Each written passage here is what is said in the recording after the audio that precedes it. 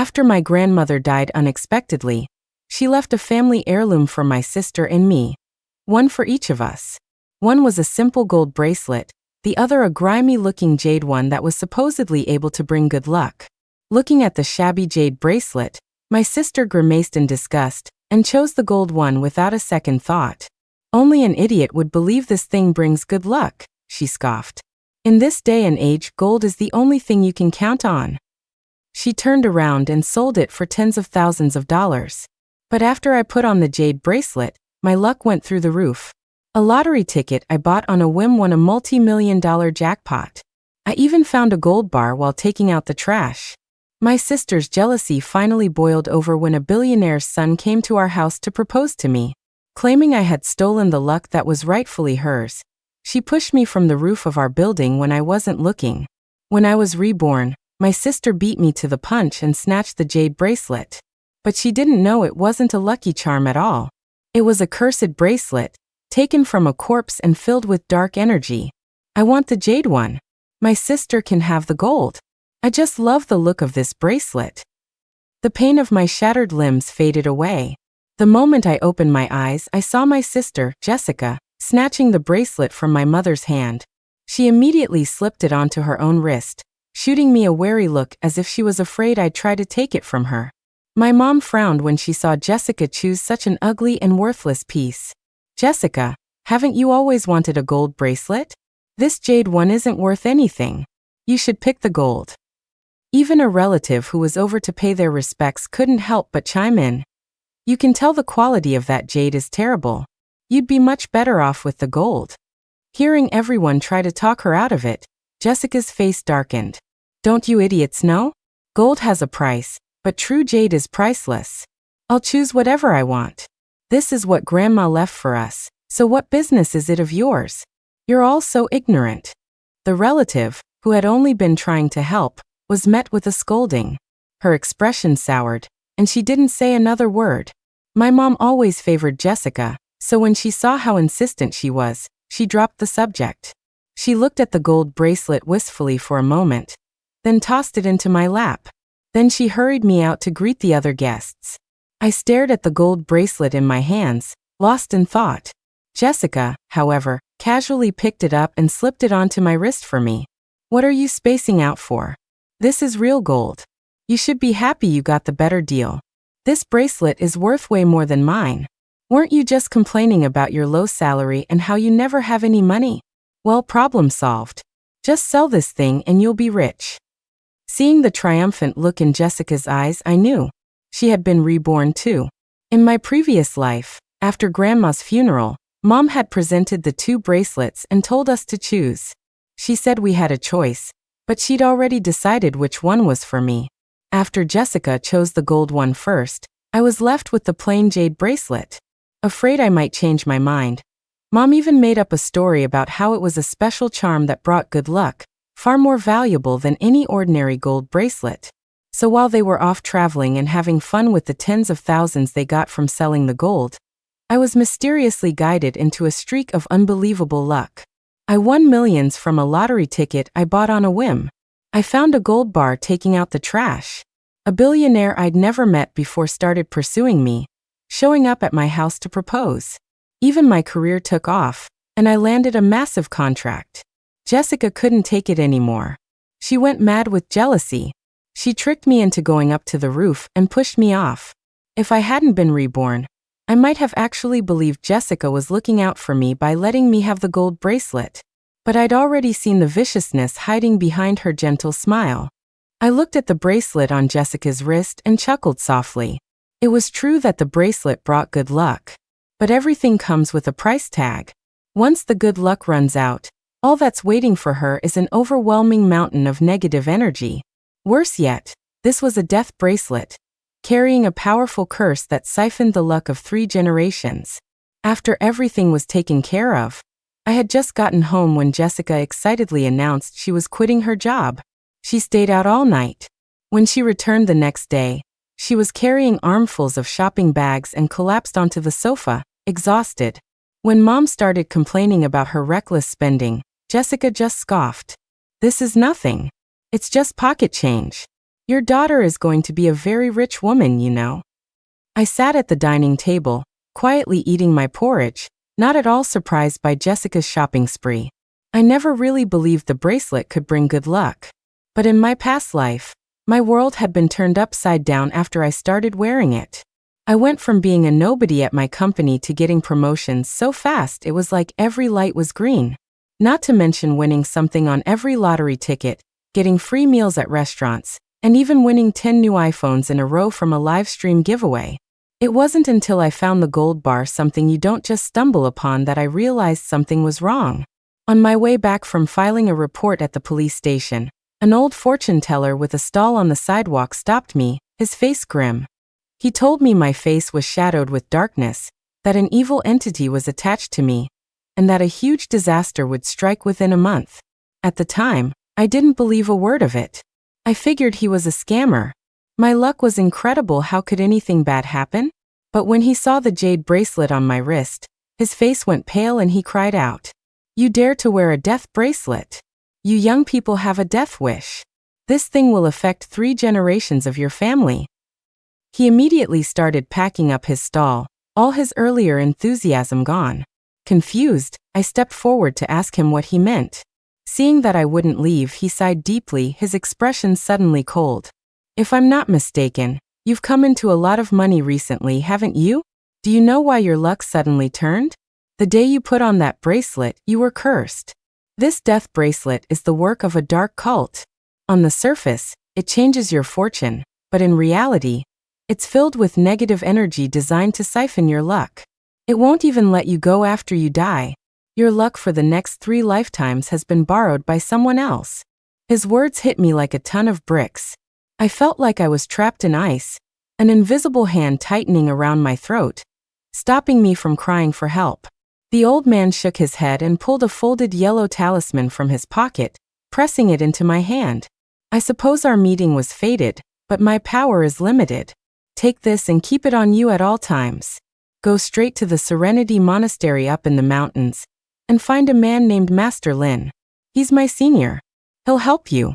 Remember, you must keep your heart pure and never speak to anyone about this bracelet." With that, the Taoist priest turned and left. He told me I had to get to the monastery within 7 days and give the bracelet to his master, or it would be too late to do anything. I was terrified. I didn't dare to doubt him any longer. I went home to book a ticket and arrange travel. The luck I'd had was too good, unnaturally so. Thinking about it, I knew it wasn't normal. But just after I bought the ticket, the billionaire I had only met once arrived at my house with a huge entourage. Faced with a $30 million marriage proposal, my mom's jaw nearly hit the floor. Jessica pretended to be unfazed. But that night, she tricked me into going to the roof and killed me. As I lay dying on the ground, my mom didn't call for help. Instead, she helped Jessica create a false story, telling the police that I had killed myself. The memory sent a chill down my spine. I picked up where Jessica had left off. "Mom, Jessica's a grown-up now. She knows what she's doing. If she says she's going to be rich, I'm sure she will be." My compliance only made Jessica more smug. "You're damn right about that. After all, people are different. Some are just born to be worker drones, destined to grind away their whole lives. I'm not like you guys. Even if I just lie around at home doing nothing, money will find its way to me." Mom had always spoiled her, so she didn't even think to question such a ridiculous statement. Instead, she seemed to believe Jessica truly was special. She gave her tacit approval for Jessica's spending habits. But the bracelet needed time to take effect. If I remembered correctly from my past life, it took 15 days for the luck to kick in. So, with Jessica's unchecked spending, the family's savings quickly bottomed out. Hundreds of packages piled up at our door every day. Before the new ones could even be opened, more would arrive, crowding the hallway until our neighbors started to complain. But when one of them came to confront us, Jessica stood with her hands on her hips and started a screaming match. "What's it to you? This hallway isn't your private property. I'll put whatever I want in front of my own door, and I don't need your permission. If you dare touch any of this, I'll call the cops and say you're stealing. Let's see if you can afford to pay for it then, you broke-ass loser." Faced with Jessica's unreasonable attitude and my mom's indifference, the neighbor could only retreat behind their closed door. Jessica looked around at the room full of designer clothes and bags with immense satisfaction. But when the bank statement arrived on my mom's phone, one look was enough to almost give her a heart attack. She showed me the bill and begged me to convince Jessica to return some of the stuff. I just feigned helplessness. Mom, Jessica already said she's going to be rich. You know what she's like. If you can't persuade her, there's no way I can. So after Mom went into Jessica's room only to be screamed at and driven out, she stood in the hallway secretly wiping away her tears. A wave of satisfaction washed over me. I didn't see her shed a single tear when I died. What's there to cry about after a few harsh words? From that day on, Jessica became even more obsessed, practically living at the lottery ticket vendor. She couldn't seem to figure out why I had been able to win in my past life, but she couldn't. While she was hunched over, scratching tickets, I took the opportunity to grab one for myself. Seeing me buy one, Jessica's expression soured. You really think buying one means you'll win? She sneered. Look at yourself. You don't have the luck for it. Stop trying to copy me. I smiled. Just for fun. You take your time. Jessica rolled her eyes at me. Some people are just born poor. They could buy out the entire store and still not win a dime. Got it. Her words made even the shop owner hold his breath. People bought lottery tickets every day, but winners were a different story. Many people who had practically bankrupted themselves and now lived in the shop had pinned all their hopes on this one slim chance. Who the hell are you talking to, you bitch? Watch your mouth. A bald man behind me exploded in anger. Jessica shot him a look of pure disgust. Whoever the shoe fits. God, this is ridiculous. Boss, what kind of people do you let in here? No wonder I can't win the jackpot. This guy looks like a jinx. If he ever wins, I'll eat this entire store. The man, already on edge, turned beet red. He rolled up his sleeves, marched over, slapped Jessica across the face several times, and then grabbed her by the hair, slamming her to the ground. The store erupted into chaos as Jessica screamed. The man had never won anything, and was already full of pent-up resentment. Jessica's taunts were the final spark that lit the fuse. She was in for a world of hurt. When Mom called me from the hospital, I was at the lottery agency cashing in my prize. By the time I got to the hospital, it was 2 in the afternoon. Before I could even step into the room, my mom slapped me across the face. What the hell have you been doing all day? Didn't you know your sister got beaten up? I called you a dozen times, didn't you see? My mom berated me while Jessica lay on the hospital bed, completely indifferent. Her left eye was black and blue, and her right cheek was swollen like a pig's head. It was hard to miss. Suppressing a laugh, I ignored the stinging pain in my cheek and held up my new phone. Sorry, Mom, I said apologetically. I was getting a new phone this morning and didn't notice you called. Seeing my brand new phone seemed to make Mom even angrier. Her expression changed, and she snatched it out of my hand. You barely make any money and you dare buy such an expensive phone? Are you trying to bankrupt us? Your sister's phone got smashed, so she can have this one. You don't need a phone this nice for your dead-end job. I rubbed my burning cheek and watched as Mom flatteringly presented the phone to Jessica. Jessica was shocked at first, then looked at me confused. Wait, is this the latest model? Where did you get the money for this? I gave her a cool glance and pulled another new phone out of my bag. I won the lottery, so I bought a new one. You know, expensive things really are different. When she heard I'd won, Jessica couldn't sit still. Ignoring the 4 in her arm, she struggled to get out of bed. With your rotten luck? You won the lottery? I don't believe it. It was true that I'd never had any luck. Whether it was win a free drink, bottle caps, or mall raffles, I never won anything. Even in video games, I always had to hit the pity timer for rare skins. Jessica, on the other hand, was born lucky. The day she was born, my dad found a winning lottery ticket worth $500,000. So, from birth, Jessica was nicknamed Little Misfortune. That incident only convinced my mom further that I was some kind of curse. If my dad hadn't died, leaving no one to do the housework, she probably would have kicked me out to fend for myself before I even graduated. Hearing that I'd won, Mom's face completely changed. She smiled and asked me how much I'd won. After I told her the amount, Jessica furiously threw the new phone at Mom's head. Big deal. I'll win way more than her. Seeing the crazed look in Jessica's eyes, I pretended to kiss the gold bracelet on my wrist gratefully. You know, that trick people talk about online really works. It actually made me lucky. Ignoring my mom clutching her forehead in pain, I picked up the phone, tossed it back to Jessica, and started spinning my story. All right, we're family, so I won't keep it from you. You know how Grandma left us these 2 heirlooms? I thought this bracelet looked pretty old, so I went on one of those live stream antique appraisals. And you'll never guess what they said. They said that bracelets left by elders are meant to bless their descendants. If you kowtow to it 500 times every morning at 5 o'clock, it'll gain a spirit and help grant your wishes. But you have to be sincere. Jessica, your bracelet is even older than mine, so it must be even more powerful. After I finished, my mom stared at me like I was insane. Kowtow to a bracelet? What nonsense are you spouting? You're really asking for it. It didn't matter whether Mom believed me or not. Jessica did. She frowned, deep in thought, and after a moment, it was as if a light bulb went off in her head. So that's how it works, Chloe. You're better at hiding things than I thought. Jessica's face darkened. Don't get all excited over a little bit of luck, she sneered. Just wait until I win the $10 million jackpot. Then I'll show you what real luck looks like. Seeing that she had taken the bait, I had no reason to stay. Although Jessica's injuries looked nasty, they were only superficial. She was home after just 2 days in the hospital. The next morning, before the sun was even up, I heard a rhythmic thumping sound coming from outside my room. My mom's shriek confirmed it. Jessica had fallen for my story. I rushed over to her room and saw Jessica on the floor, kowtowing to the bracelet on her bed. Each bow was harder than the last, the sound growing louder.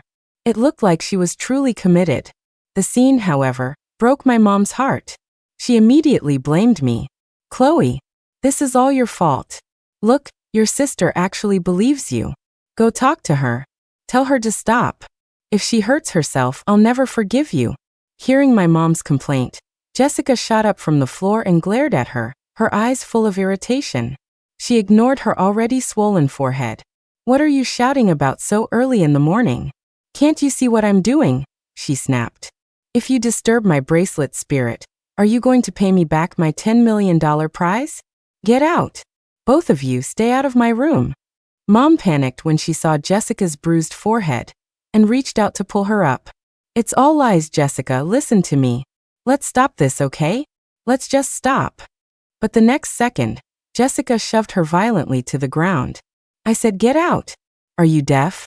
Nobody comes in here until I'm done. In the days that followed, Jessica became even more unhinged.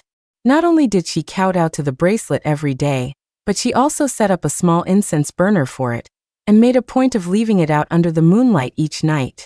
Watching Jessica's descent into madness, my mom didn't dare say another word. After dinner that night, Mom knocked on my door crying. The moment she came in, she launched into a long-winded speech about how hard it was to raise Jessica and me. After setting the stage and playing the sympathy card, she finally got to the point. I know I said that bracelet could bring good luck, but I made it all up. Your grandma only left one gold bracelet. I was afraid you two would fight over it, so I just bought a random jade bracelet and said it was a family heirloom. It's just a normal bracelet. How could it bring anyone good luck? Chloe, you see what's happening to your sister. Please go talk some sense into her. If this goes on, I'm really worried she'll have a mental breakdown. She's your sister, the closest person you have in this world besides me. Can you really bear to watch her lose her mind? Hearing her say the closest person, I felt a surge of bitter irony. The closest person, if it weren't for my closest person, I wouldn't have died so young. She really had some nerve. She passed off some cheap, mysterious bracelet as an heirloom just so she could openly give the real gold one to Jessica. But what a shame. This time around, Jessica was the one who wanted the cursed bracelet, and Mom had handed it to her personally. Why would I ever try to talk her out of it?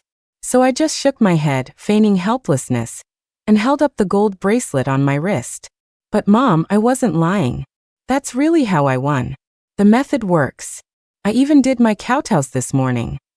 Seeing this, a flash of disgust crossed my mom's face. "I think you're the one who made Jessica like this," she snapped. "You're both crazy. Don't drag your sister down with you." Her accusations of insanity didn't last long. While Mom was busy searching for psychiatric hospitals online, Jessica came home the next day with good news. Just like I had in my past life, she had won the grand prize. A $10 million scratch-off ticket. She'd actually found it. Jessica was ecstatic. Not only did she get a complete makeover, but she was now wearing 5 gold bracelets on her left wrist. Her newfound wealth left my mom stunned. "Mom, I won $10 million. Watching Jessica's gleeful celebration, I decided to announce my own good news at dinner. Thanks to my memories from my past life, my career this time was going smoother than I could have ever imagined." When Jessica found out my commission for a recent deal was $130,000, she sneered. "That's only $100,000. What's so great about that? It's embarrassing to even mention." I glanced at her coolly. "Well, mine is just a normal gold bracelet. It can't compare to your lucky charm. I'm just happy it's brought me better luck than before." Hearing this, Jessica seemed to ponder for a few seconds. Then, as if she'd remembered something, her eyes lit up with excitement. "By the way, the boss of the company you just signed that deal with, is his name Mr. Finch?" I nodded, pretending to be surprised. "Yeah, how did you know?" Getting confirmation, Jessica couldn't sit still. A strange light gleamed in her eyes as she rushed to her room and shut the door. The next morning, Jessica left the house, all dressed up. When she came home that afternoon, she was beaming. At the dinner table, she bragged about her new job and how the chairman himself had driven her home. She made sure to emphasize the words billionaire and a prodigy in his field. Though she didn't mention a name, I knew exactly who she was talking about. How could I forget the man who had hastened my death? Mr. Finch was the billionaire who had inexplicably pursued me in my past life. I had no memory of him, yet he had managed to find my home, profess his love, and propose, acting as if I was the only woman in the world for him. I always knew there was something fishy about that. "Mom, just you wait. I'll be the lady of that company soon enough." My mom was puzzled. "You've only known him for a day. How can you be so sure he'll marry you?" Jessica nodded firmly. "Of course he will. Who else would he marry? This is the love life the bracelet brought me. I love this thing so much." Watching Jessica kiss her bracelet with satisfaction, I breathed a sigh of relief. It looked like she was going to have that thing permanently attached to her hand, which was perfect.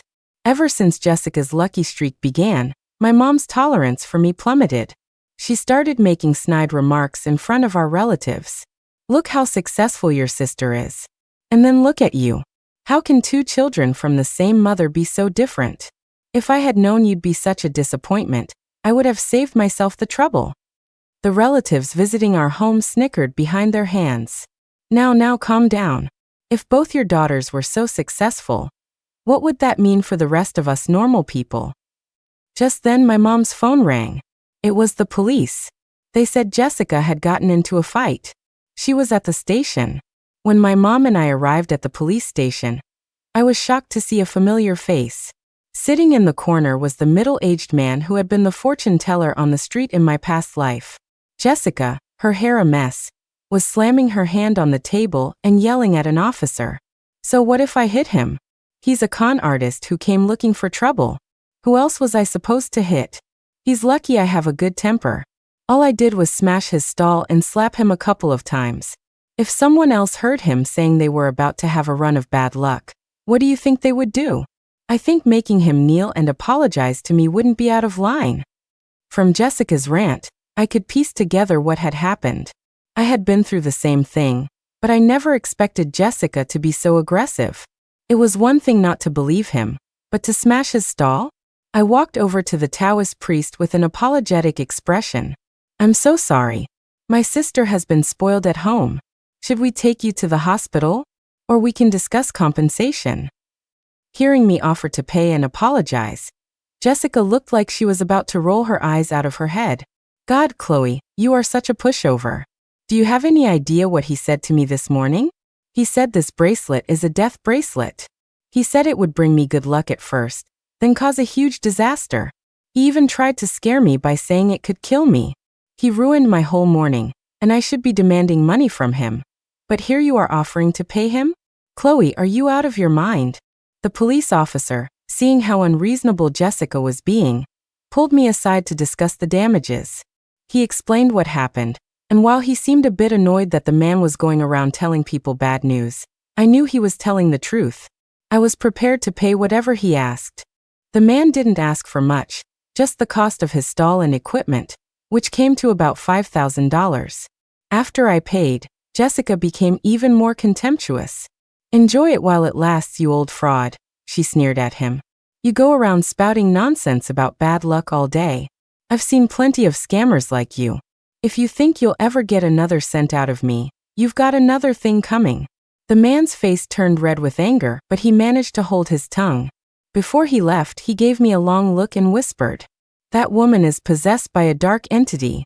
She will die a horrific death soon. If you don't want to be tainted by her bad luck, stay as far away from her as possible." Jessica didn't hear what he said and continued her tirade at the station entrance. A sudden chill ran through me, and I couldn't help but shiver. When I looked at Jessica, it seemed like a black fog was truly swirling around her forehead. My mom shot me a resentful look. "So spineless. I was hoping to get some money out of him for your sister, and you ended up paying him instead." Seeing the two of them standing so close together, the frustration in my heart began to fade. Jessica had just destroyed her only chance at survival. That was just perfect.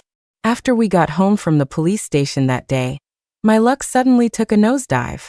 My usual good fortune vanished. Work became difficult, and even the lottery tickets Jessica urged me to buy were all losers. It wasn't until I woke up in the middle of the night and heard laughter coming from Jessica's room that I understood what was going on. "You should have seen the look on Chloe's face when she didn't win," Jessica was saying. "She pretended not to care, but I bet she was freaking out inside. She probably thinks her bracelet has stopped working. She's so stupid though. How has it been this long, and she still hasn't noticed I swapped her bracelet?" "She's always been an idiot," my mom replied. "That bracelet was wasted on her anyway. It's better with me. With the luck from 2 bracelets combined, I'll be even luckier. Mom, just you wait. You'll be living in luxury with me soon. Then you'll understand that having me as a daughter is the best thing that ever happened to you." "Oh, I've known for a long time that you're the one I can rely on, Jessica. When you were little, a fortune teller said I could only count on one of my daughters in my old age. It was obvious who he meant. I knew it all along." I almost laughed out loud listening to their conversation. A $2 bracelet from a cheap store was worth them going to the trouble of swapping it? Besides, I had never won the lottery in the first place. I had just sold the original gold bracelet and pretended I'd won. The next morning, I woke up to a commotion downstairs. When I opened my door, the living room was filled with flowers I didn't recognize. Mr. Finch was sitting there with a group of bodyguards, a formidable sight. Jessica was leaning shyly against Mr. Finch's shoulder, her cheeks flushed, but her eyes were glued to a suitcase filled with cash. "Here is a $30 million proposal gift," Mr. Finch said to my mom. "I hope you'll accept it and give us your blessing to be together." My mom's eyes nearly popped out of her head at the sight of all that cash. She didn't even bother with questions about class or compatibility. She just nodded her head so vigorously it looked like it would fall off. She was terrified he would change his mind if she hesitated for even a second. As for me, I found Mr. Finch's gaze deeply unsettling. He wasn't looking at Jessica's face at all. His eyes were fixed on the bracelet on her wrist, as if he were sizing up his prey. Although Mr. Finch proposed on the spot, the wedding was set for the 15th of the following month, July. The idea of getting married during the Ghost Festival gave my mom pause. "Jessica, isn't the 15th of next month the Ghost Festival? Why did he choose that date?" But Jessica couldn't have cared less. She looked at my mom with disdain. "What do you know with your old superstitions? So what if it's the Ghost Festival? Mr. Finch had a master pick this date specifically. It's perfectly aligned with our birth charts. Who cares what festival it is? As long as he marries me, we'll have more money than we can ever spend." She believed that this kind of fortune wasn't something everyone got. While the bracelet helped, she was convinced her own charm was the bigger factor. Jessica was on top of the world. She kicked a nearby trash can and looked up at me smugly. You know, Chloe, you should just quit that pathetic job of yours. When I get married, I might not like the maids over there. I could give you a few thousand a month to be my personal maid. We're family after all. I can't just stand by and watch you waste away. Watching her put on airs, I found it laughable. She scorned the person who tried to help her. Yet she practically worshipped the man who was clearly out to harm her. Mr. Finch came and went quickly, promising only to return on the wedding day to pick Jessica up. News of the wedding spread like wildfire among our relatives. My mom strutted around, handing out invitations to everyone, and insisting they all attend. She bragged that she had booked over 500 tables at the city's grandest hotel. She told everyone, from neighbors to strangers, that they were welcome to come and eat. She deliberately flashed her new designer bracelets and necklaces, boasting that Jessica had bought them all for her. Basking in the relatives' compliments, my mom's nose was so high in the air she could barely see. Time flew by, and on the 15th, our relatives arrived early in the morning to help. But Mr. Finch's wedding party was nowhere to be seen. As night fell, Jessica, who had been waiting all day, started to lose her composure. She paced back and forth in her custom-made wedding dress, trying to call and message Mr. Finch, her voice sweet and gentle. But his line was always busy, and he never replied. The relatives who had been waiting all day began to whisper among themselves. This is so strange. Getting married on the Ghost Festival is one thing, but why has no one shown up all day? It's nighttime and still not a word. Is Jessica sure she and the groom's family agreed on today? You should probably give them a call. We've been waiting all day, and my kids have school tomorrow. This fiancé of Jessica's seems so unreliable. My mom sat on the couch outside, looking worried. She wanted to urge Jessica to call again, but had been shut down every time. Now she was too afraid to ask. Perhaps the relatives' whispering grew too loud, because Jessica suddenly stormed out, her face dark, and threw a basin of cold water on their enthusiasm. Talk, talk, talk. Is that all you can do? If you can't wait, then get out. Why are you making so much noise in my house? Did you really think I need you to see me off? The relatives, who had waited all day without even getting a meal, were already on edge. Seeing Jessica's rude behavior was the last straw, and they all started to leave. Look at her, marrying up and already forgetting her manners. If she looks down on us, we'll just leave. Don't think you're so special just because you have money. She went around telling everyone a rich man was going to marry her, and there's not even a shadow of him. I bet it was all a lie. It's this late already. What are we waiting for? Let's just go. Who gets married in the middle of the night? That's when you carry out the dead. Their words hit Jessica where it hurt. She dug her nails into her palms, forcing herself not to cry. A bunch of ignorant, poor people. You all look down on me now, but one day I'll make you beg me to even look at you.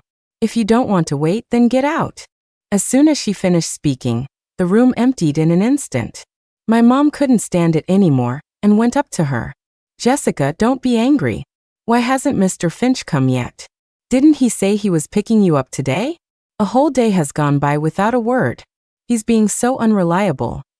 The words were barely out of her mouth before Jessica raised her hand and slapped her hard across the face. Hurry, hurry, hurry. What's the rush? You think rich people are like us? They have their own way of doing things. There's nothing to rush.